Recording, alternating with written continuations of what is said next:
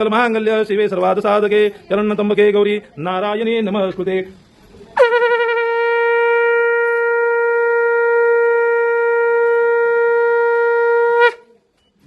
अजून एका जोडप्यानं त्यांचं हक्काचं घर, त्यांच्या स्वप्नातलं घर घेतलं। हो, एकदाचा माझ्या नंदुबाईचा आणि दाजींचा त्यांच्या स्वप्नातल्या घरामध्ये गृहप्रवेश झाला।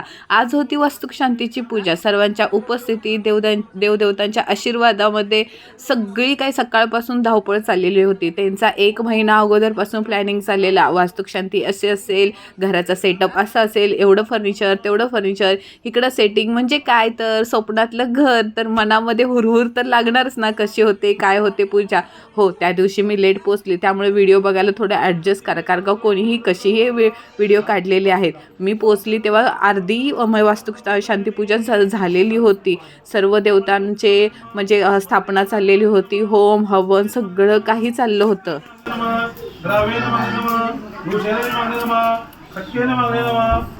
माझ्याकडे नंदुबाईने व्हिडिओ आणि फोटो काढण्याचं काम दिलेलं होतं बघा। इकडं होम हवनचा एवढा सुंदर फोटो आला आणि त्यांनी त्यांचा लुक पण तसा केलेला होता। कसं आहे, त्यांच्या वेळेला म्हणजे ना अशी लग्नामध्ये प्री वेडिंग शूट किंवा काष्टा विष्टा अशी काही स्टाईल नव्हती, म्हणून सगळी हाऊस आहे ना दोघांनी आहे ना त्यांच्या वास्तुशांतीला पूर्ण केली बघा। एकदम नवीन नवरीसारखी नंदुबाई दिसत होते। दाजींची तर गोष्टच सोडावं, एकदम नवरदेव। सगळी पूजा झाल्यानंतर त्यांच्या घराची दृष्ट काढायची चालली होती, ते कारभारी करत होते बघा ना, किती सुंदर दिसते की नाही नवीन जोडपा, अगदी सत्यनारायणला बसतो की नाही तसा वाटतो।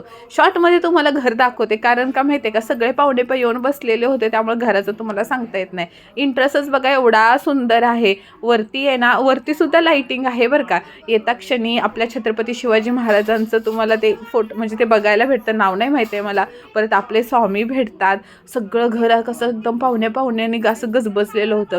ह्या साईडला डाव्या बाजूला किचन आहे, समोर गॅलरी आहे, मध्ये हॉल आहे, बेडरूम आहे। आता इथं ह्यांचं नाव घ्यायचं चाललेलं बरं का। ओम अग्ने नमः स्वाहा, ओम इंद्राय नमः अग्ने नमः स्वाहा, ओम आदित्याय नमः अग्ने नमः स्वाहा, ओम योगाय नमः अग्ने नमः स्वाहा।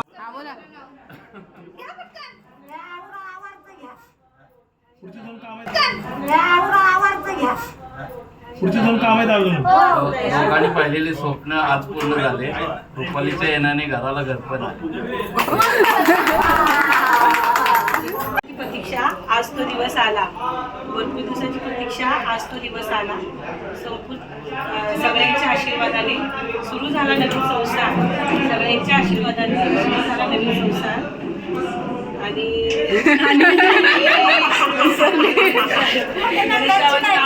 स्वप्न झाले साकार, स्वप्न झाले साकार।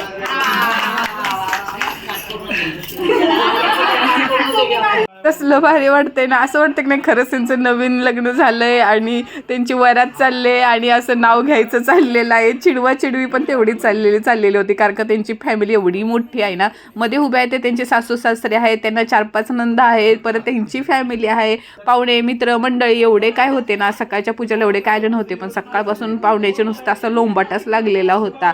मी तुम्हाला ह्या व्हिडिओमध्ये जास्त दिसणार नाही, कारण का आजचं कॉन्ट्रॅक्ट माझ्याकडे होतं ना व्हिडिओ काढायचं, त्यामुळे भारी वाटत होतं। म्हणजे 9व्या मजल्यावरती घर घेतलंय यार, मग काही चेष्टा आहे का? किती कष्ट करावे लागतात मुंबईमध्ये स्वतःचं। तसं तर त्यांचं घर होतंच पहिल्यांदा, पण हक्काचं आणि मेन स्वप्नातलं घर, आणि ह्या दोघांनी स्वप्नातलं घर आहे ना साकार केलेलं, त्यासाठी ना खरंच दाजींचे अभिनंदन बोलले पाहिजे।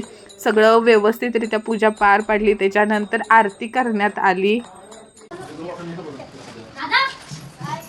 होम हवन, वास्तुशांती पूजा, सत्यनारायण पूजा एकदम व्यवस्थितरित्या एकदम भारीपैकी पार पडलेली होती। आता सकाळपासून माझी नंदुबाई मला 7 वाजल्यापासून फोन करत होती, वहिनी लवकर या, वहिनी लवकर या। आणि आदल्या दिवशीच मला सवासणीचं जेवण सांगितलेलं होतं, त्यामुळे पहिल्यांदा बघा मी सवासणी बसलेले, पण माझी एवढी गडबड झाली, मला स्वतःचा व्हिडिओच काढायला भेटला नाही, त्यामुळे माझा लुक तर तुम्हाला मी दाखवू शकत नाही। साडी एकदम झाक नेसलेली होती बघा। शेवटी मी तुमच्यासाठी फोटो टाकेन की मी कशी दिसत होती, मला नक्की सांगायचं कशी दिसत होती। आता कधी नव्हते नंदुबाई माझ्या पाया पडत्या, कशाला चान्स सोडा, मी पण पडा म्हणलं पाया। तर अशा प्रकारे मस्तपैकी सवासणी जेवण झालेलं, कारण का सवासणी जेवण झाल्याशिवाय पुढचे पाहुणे मंडळी जेवू शकत नाही. जशी पूजा उरकली तसं पहिल्यांदा सवासण्यांना जेवण घातलं.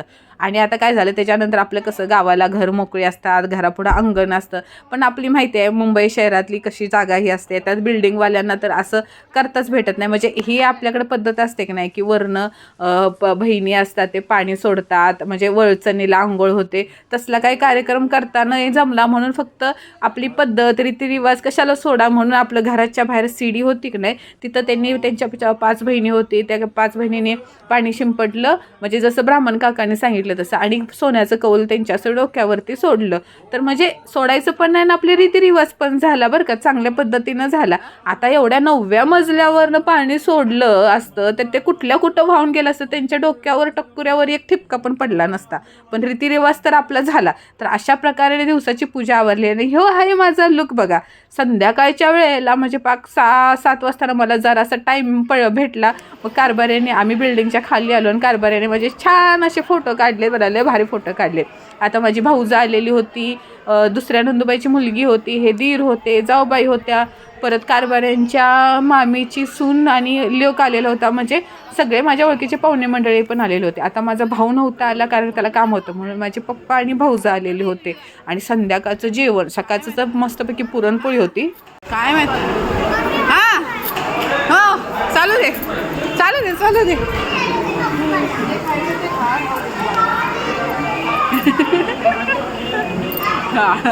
हे आहेत कारभाऱ्यांच्या मामीचे मुलगा आणि सून आणि त्यांची नातवंड, आणि माझ्या तर दिराचं आणि जाऊबाईचं प्रेम ओतू चाललेलं, एकमेकांना घास भरवायचे चाललेले होते.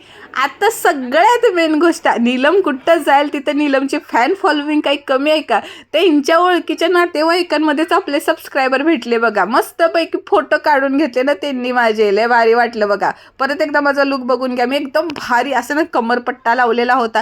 ही साडी आहे ना मी माझ्या वास्तुशांतीला नेसलेली होती, म्हणून मी आता ती परत रिपीट केली, एकदाच घातलेली होती. आता संध्याकाळच्या जेवणाला काय भारी होतं, जिलेबी, रबडी, बटाटा भजी, कांदा भजी, 2 प्रकारच्या भाज्या, पुरी, भात, वरण, आईस्क्रीम. आई शपथ, असलं सगळ्या फॅमिलीसोबत मी सगळ्या शेवटी नंदुबाईसाठी थांबलेली होती. आता इथं परत त्यांचा गोंगाटा चालू होता की परत नाव घ्या म्हणून.